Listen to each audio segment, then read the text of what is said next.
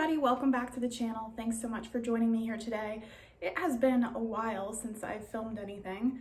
It's been a couple crazy weeks for me. I'm finishing up my last semester of grad school, so it's been crazy, but anyway, today's video is going to be a reading vlog, but I thought I'd do something a little bit different and pick a color and then pick a book from my TBR based off of that color to read.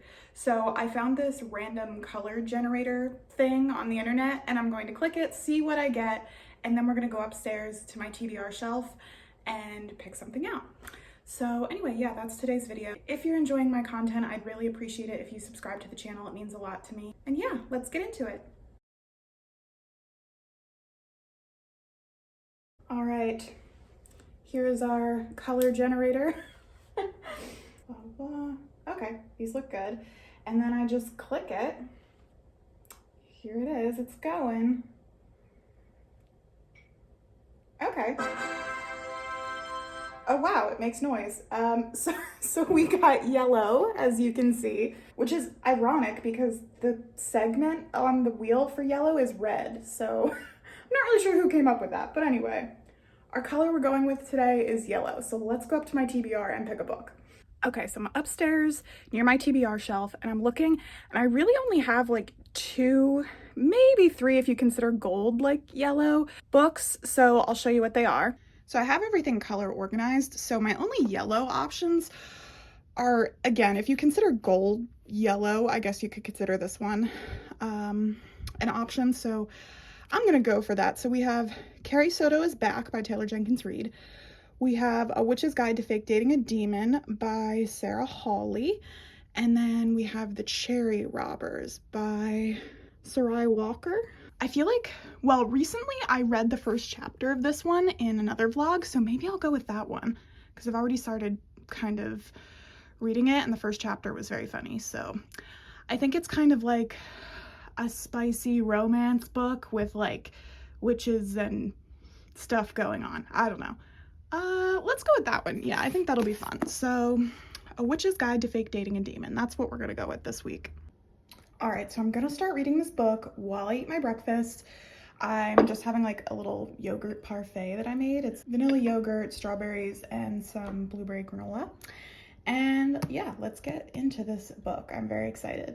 All right, so I'm up to chapter 5 now. I finished my breakfast and it's really fun so far. I had left off the first chapter with our main character, a witch named Mariel, who had accidentally summoned a demon. And the demon here, his name is Ozroth. I think they just call him Oz. But anyway, she summoned him and he will not leave until they make a bargain for her soul. However, she doesn't want that because it was an accidental summon. So now he's basically just being annoying, trying to figure out what it will take to have her give him the soul.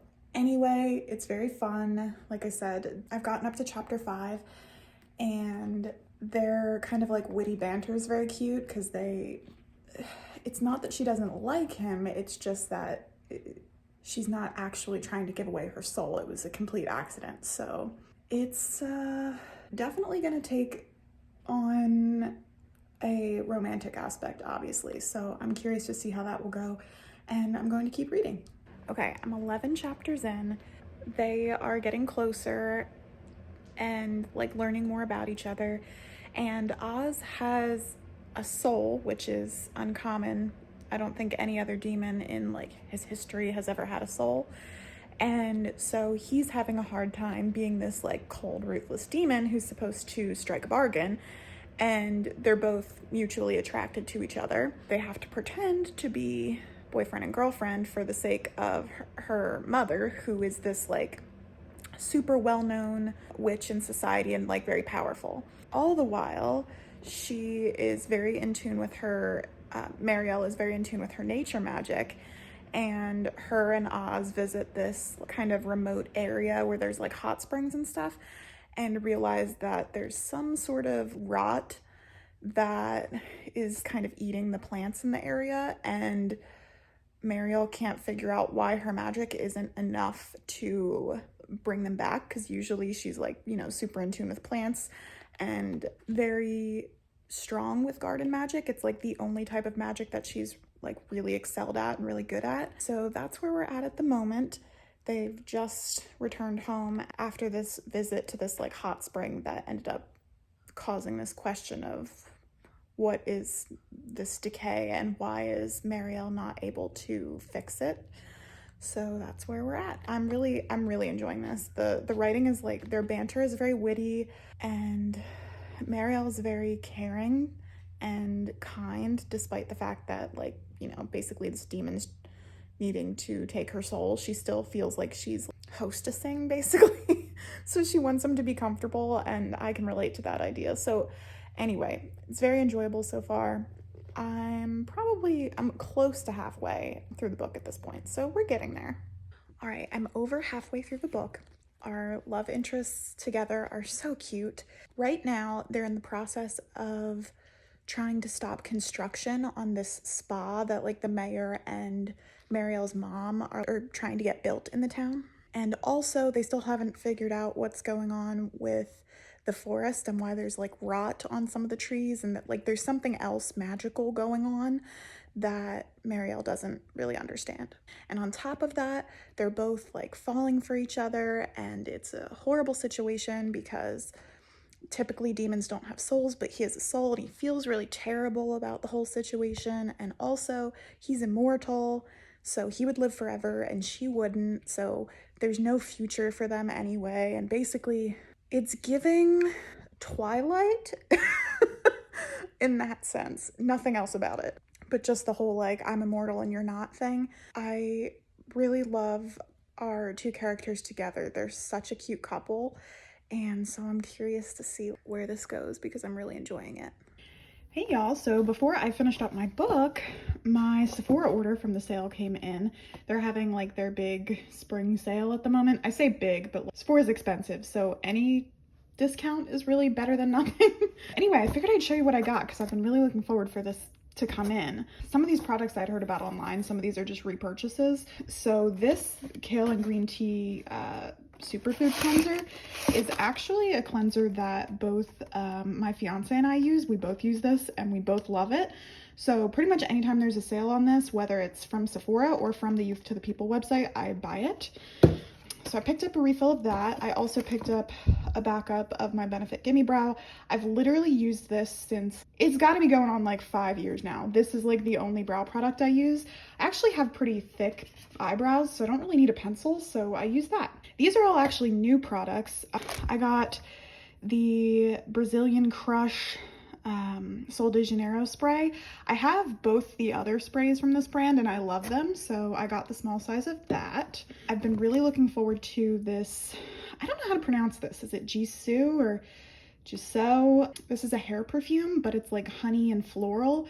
I don't know that I'll necessarily use it as a hair perfume. I'll probably just use it as a perfume, but it smells amazing and I love it.